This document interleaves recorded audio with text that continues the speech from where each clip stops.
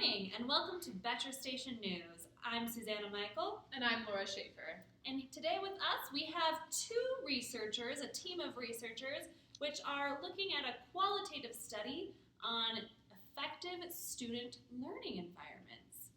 So we welcome with us today Dr. Van Housen and his partner, what was your name? Dr. Johnson. Dr. Johnson, yes, thank you. Thank you so much for having me today. So, can you lovely doctors tell us a little bit about your study? Right, so the purpose of our study is to analyze the sense of community students have in the classroom. And I would like to ask you a question as well. How did you feel when you were attending your school? What was your sense of community like? That's an interesting question. I believe I had some teachers that set up a wonderful sense of community, but I had other teachers that made me feel unsafe. Right, well, the sense of community you have is a very complicated thing. And we're going to look at some of the elements that create a sense of community right now. So now we'll take it to Grace with our literature map. She's going to be talking about some of the past research done on this subject. Grace? Good morning, viewers. I have here our literature map, and I will be telling you a little bit about the ways in which we took our literature and made it into the study that the doctors are conducting. So as you can see here, starting from the left, or I guess you could maybe say the west, we have here the physical environment. And a lot of the studies that we found in our literature promoted a lot of different ways that the physical environment can promote a successful learning environment. However, we felt like all of these things more were quantitative studies and could be researched and examined through quantitative methods. Because we decided that these were some norms and values, you make your way, a little bit this way on the map, and these were some norms and values we found in a successful learning community, community being one and sense of belonging being another. We thought those were more qualitative research points. So moving more east on the map, we have teacher dispositions, which we thought were something that as the teacher, we could really promote, and we have the ability to navigate in our classrooms, whereas sometimes physical environments, we don't have the ability to change. So these teacher dispositions are fostering risk-taking, building relationships, building empathy and respect, personality, and building mindfulness. However, we felt like that as we tried to move this way towards the sense of belonging and community, growth mindset, positivity, sense of ownership, as new teachers, we know we need to have these things, but it was the how do we get there that we were trying to figure out. And as we look into this study, we decided to focus on one curriculum that really does bring all of this together, but we're wondering if it might, which is called the Responsive Classroom Curriculum.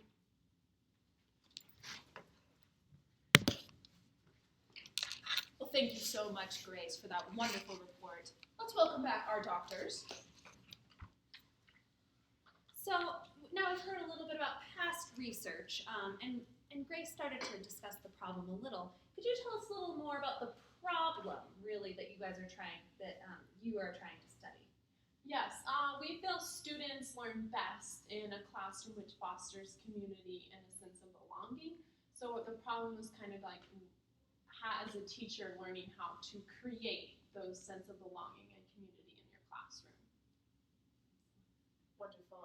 What do you believe will be the significance of this study? The significance will be that parents and school administrators know how to better implement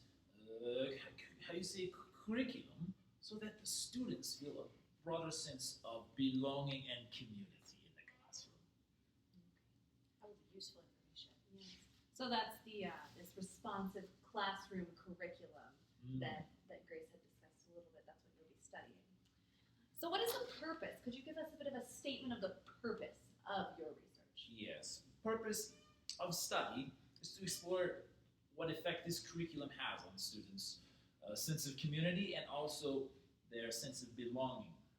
And our study, or our participants, will be 5 students who are members of a diverse classroom. We will select students based on response to a questionnaire about how they feel about their classroom already. For example, we want some students who feel maybe a bit more negative and some who feel very positive about the sense of community in classroom. That will give you a wonderful range.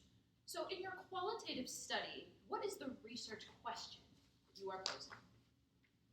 It's just how does the responsive classroom curriculum, that curriculum we're looking at, foster successful learning environments?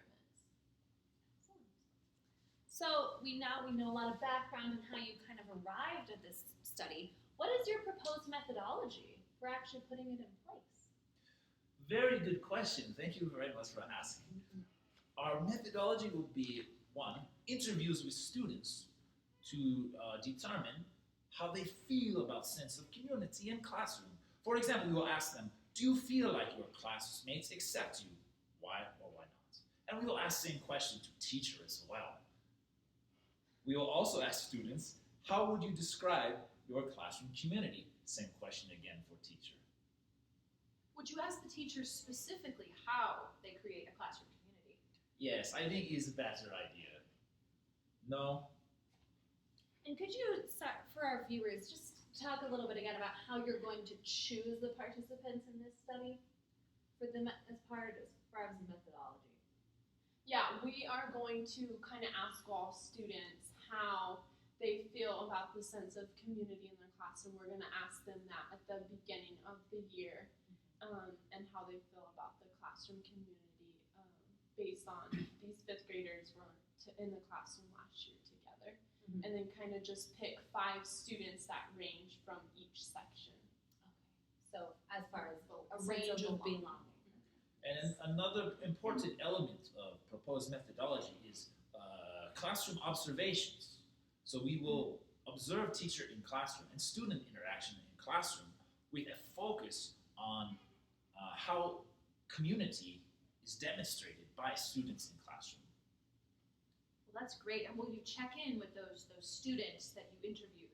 Yes, so after we come up with our 5 specific students, we are going to monthly do interviews with them. At the end of every month, we'll interview them and go back to those questions about, do you feel like your classmates accept you, and that's why or why not, and then how would you describe your classroom community?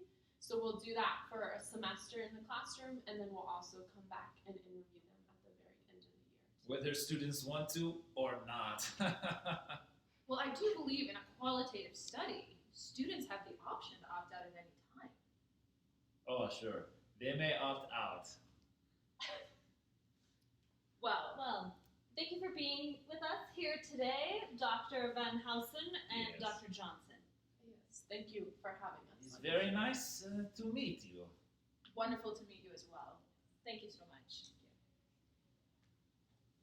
Goodbye, Doctor. Thank you.